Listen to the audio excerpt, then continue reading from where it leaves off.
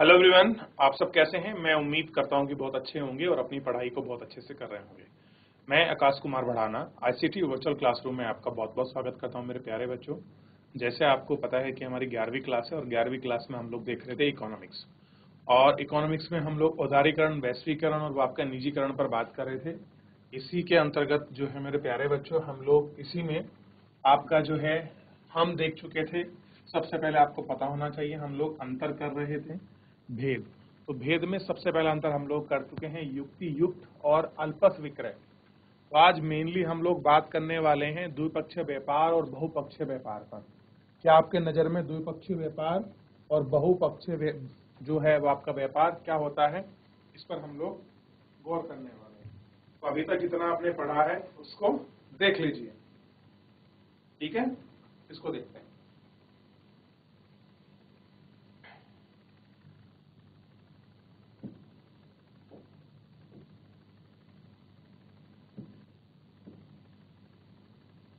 देखिए, ध्यान दे सबसे पहले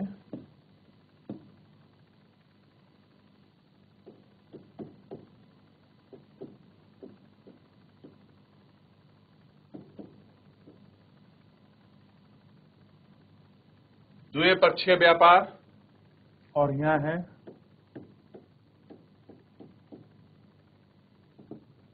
बहुपक्षीय।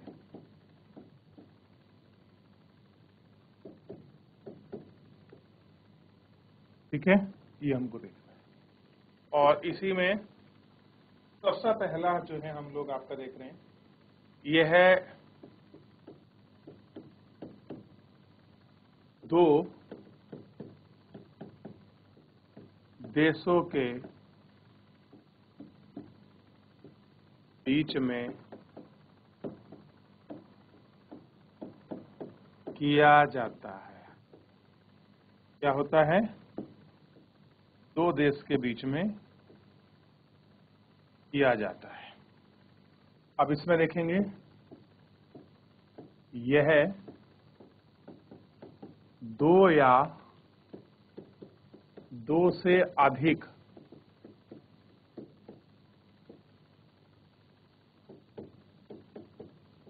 देशों के बीच में किया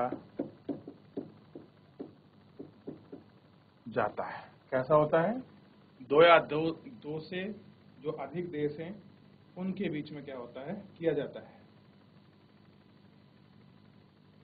और कह रहे हैं यह है एक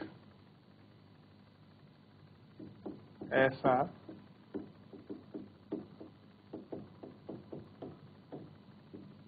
समझौता है। क्या कह रहे हैं? यह एक समझौता है जो दोनों देशों के लिए, जो दोनों देशों के लिए समान अवसर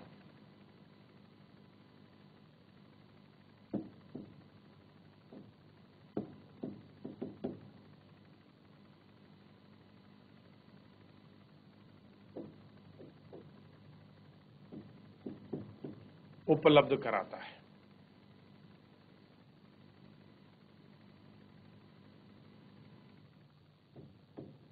यह ऐसा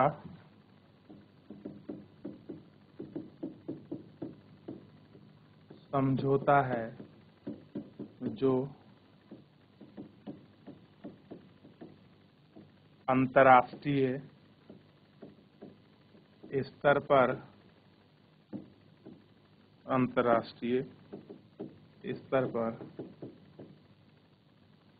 समान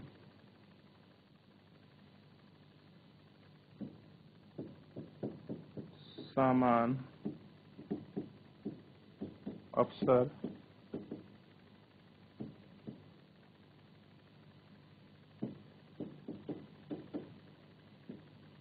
उपलब्ध कराता है। कैसा है, समान रूप से जो अवसर है वो उपलब्ध कराता है। लिख लीजिए, फिर आगे बढ़ जाएंगे दूसरे वाले में। लिखिए, इनको कॉपी करें जल्दी जल्दी, फिर आगे बढ़ते हैं।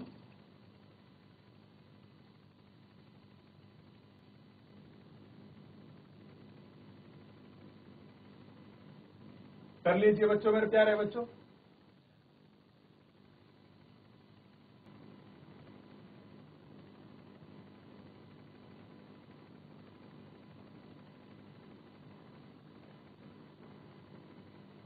हो गया बच्चों कॉपी?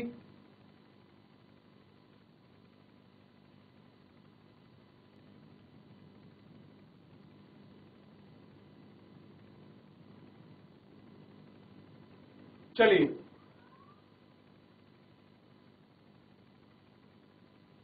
अगर आपने कॉपी कर लिया हो तो आगे बढ़ जाएं।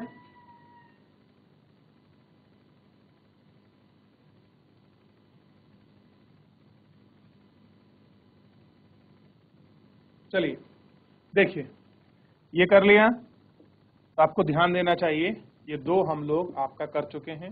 अब है प्राशुल्क और अप्राशुल्क अवरोधक। तो सबसे पहले ध्यान दीजिए, बीच में लाइन,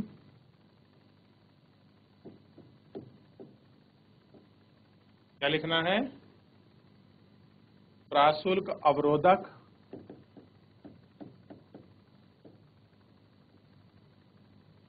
और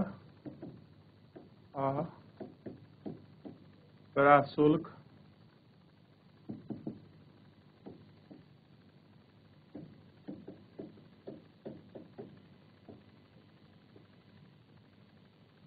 ठीक है, ये आपको ध्यान देना है। इसी में सबसे पहला पॉइंट है, ध्यान दीजिए, यह है किसी देश द्वारा, यह है किसी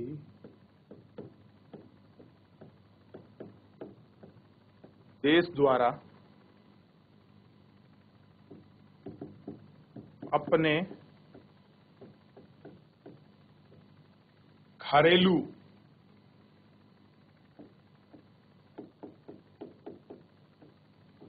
उद्योगों के संरक्षण के लिए, क्या कह रहे हैं, संरक्षण के लिए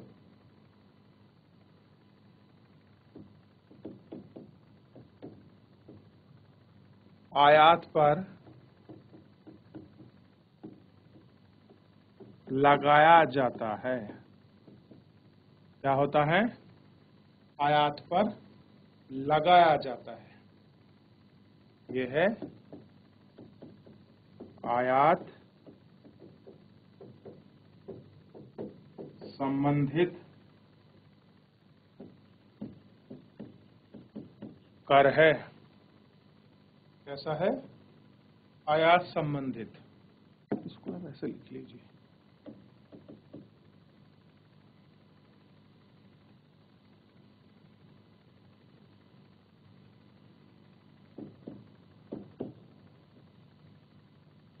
आयात संबंधित कर है।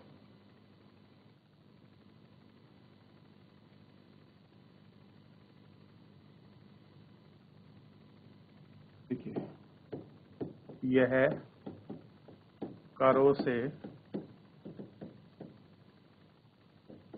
अलावा प्रतिबंधों से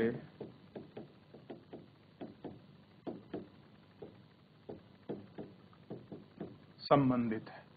ऐसा है, प्रतिबंधों से संबंधित है, जिसे आयात पर लगाया जाता है। और क्या कह रहे हैं, जिसे आयात पर लगाया जाता है। लिख लीजिए, क्या करते हैं, जिसे आयात पर लगाते हैं। लिख लीजिए, फिर आगे बढ़ेंगे इसमें।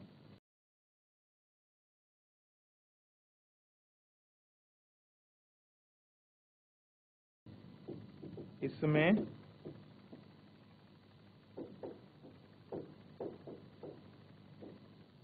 सीमा शुल्क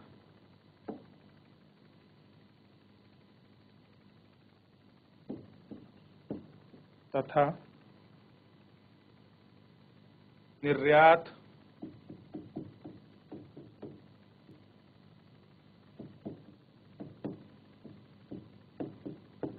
आयात शुल्क शामिल है।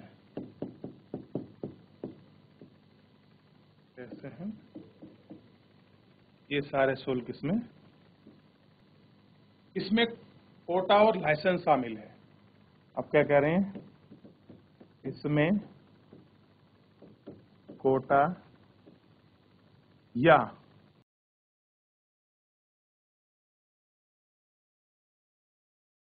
लाइसेंस शामिल है। इनको लिखिए। अभी एक पॉइंट और बचा है, ये है भौतिक इकाइयों या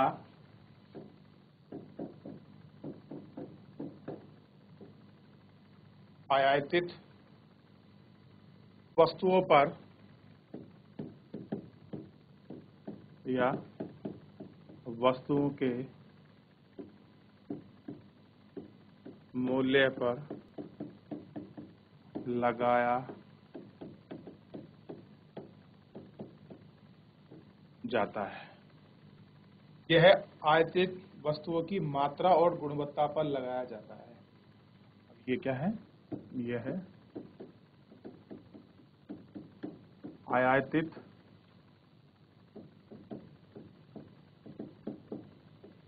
वस्तुओं की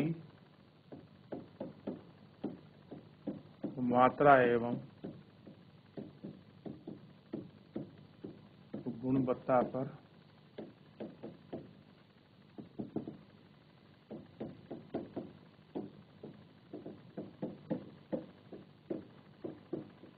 लगाया जाता है। लिखिए इसको, फिर आगे बढ़ जाएंगे। जब इसको देख लेंगे फिर थोड़ा सा और लिखेंगे। अप्राशुल्क क्यों लगाया जाता है इसके विषय में भी लिखेंगे।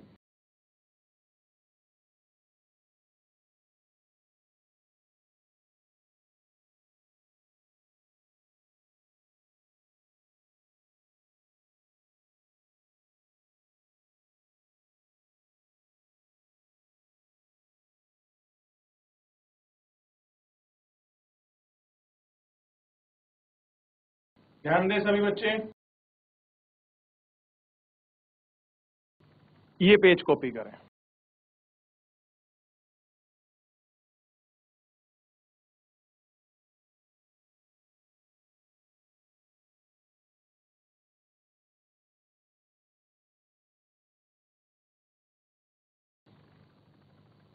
अगला है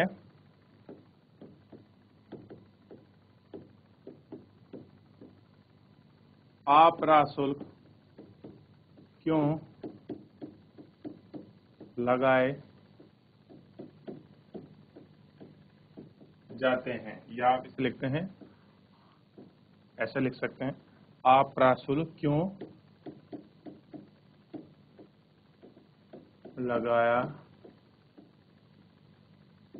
जाता है।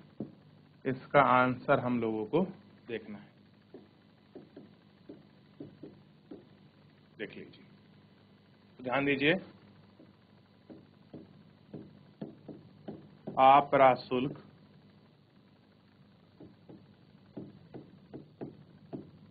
विदेश से आयातित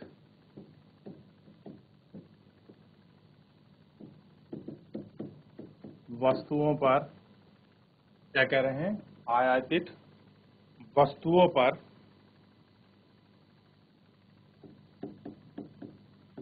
लगाया जाता है, जिससे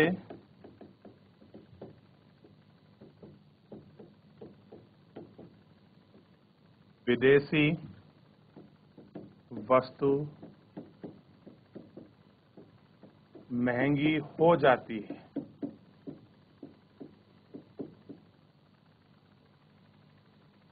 और बाजार में घरेलू उद्योगों से निर्मित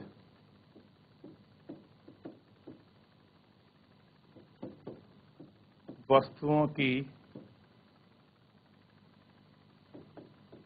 मांग बढ़ जाती है। क्या होता है?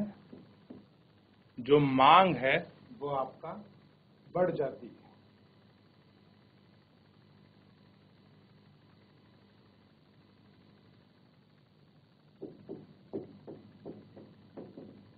विदेशी वस्तु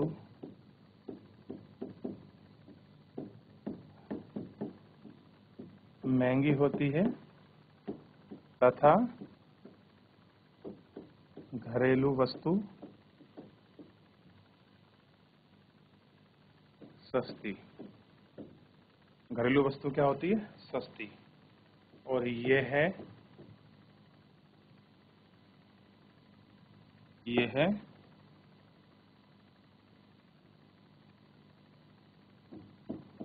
घरेलू उद्योगों की ऑब्लिक वस्तुओं की रक्षा करने का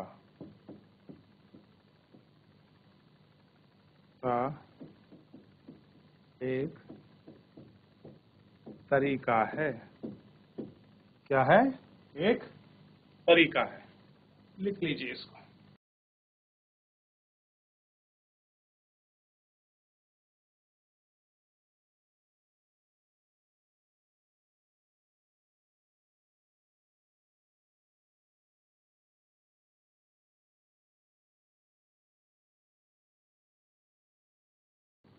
आगे बढ़ चलें।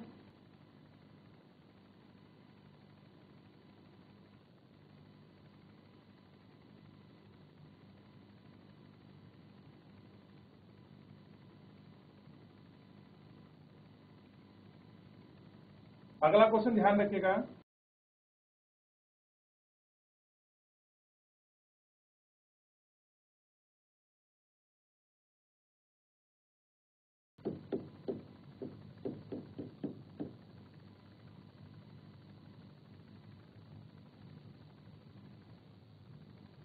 परिमाणक तक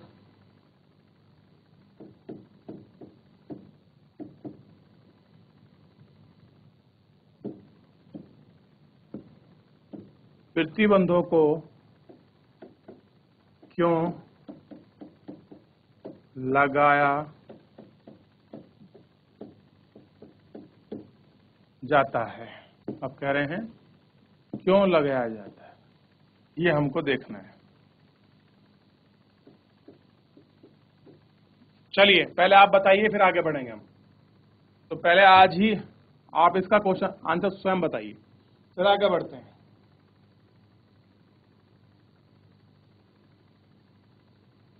देखिए, यह है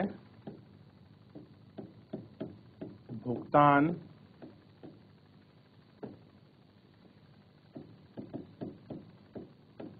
संतुलन को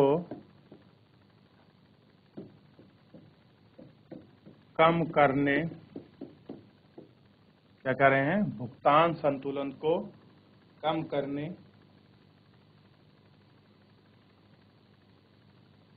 भुगतान संतुलन के घाटे को कम करने, भुगतान संतुलन के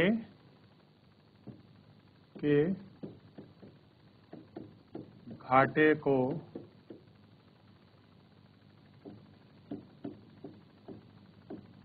कम करने और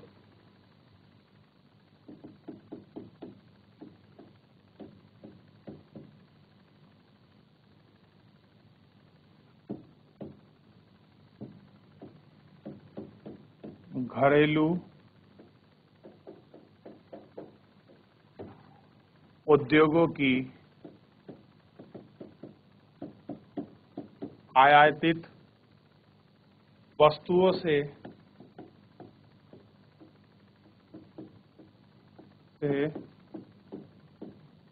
रक्षा करने के लिए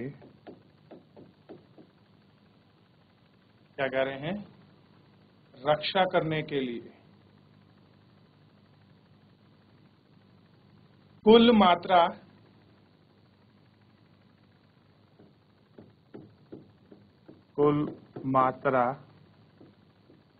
या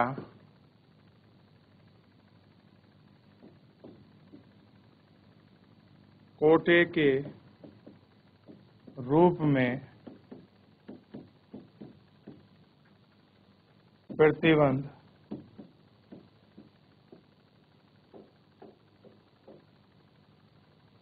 किया जाता है। लिख लीजिए, ये इसका आंसर है।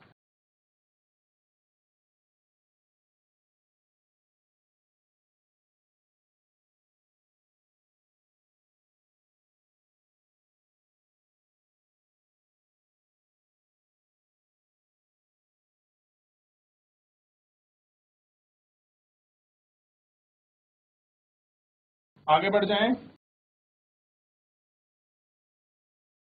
देखें अगला क्वेश्चन देखिए। लाभ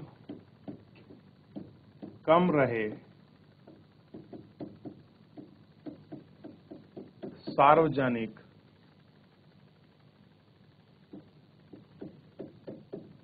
उपक्रमों का क्या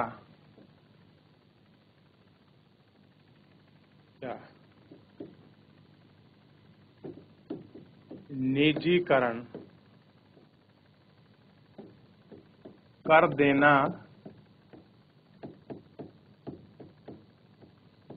चाहिए। अभी प्रश्न पूछ रहा है, आप इस बात से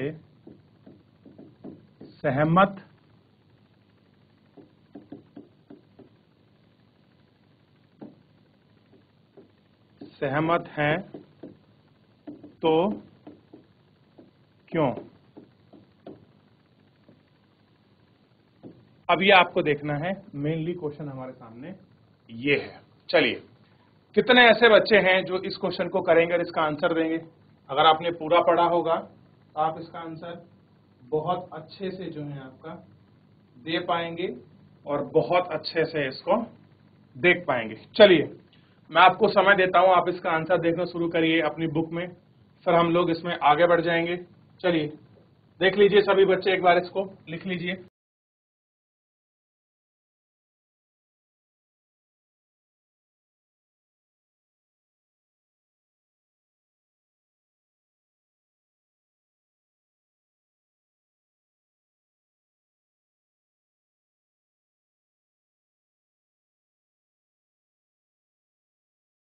बेसिकली इस क्वेश्चन का आंसर आपको स्वयं लिखना है, इसका आंसर मैं नहीं लिखाऊंगा क्योंकि मैं सारे क्वेश्चन करा रहा हूं। कुछ तो जिम्मेदारी आपकी भी बनती है कि आप उनको कॉपी करें, आप उनको करें।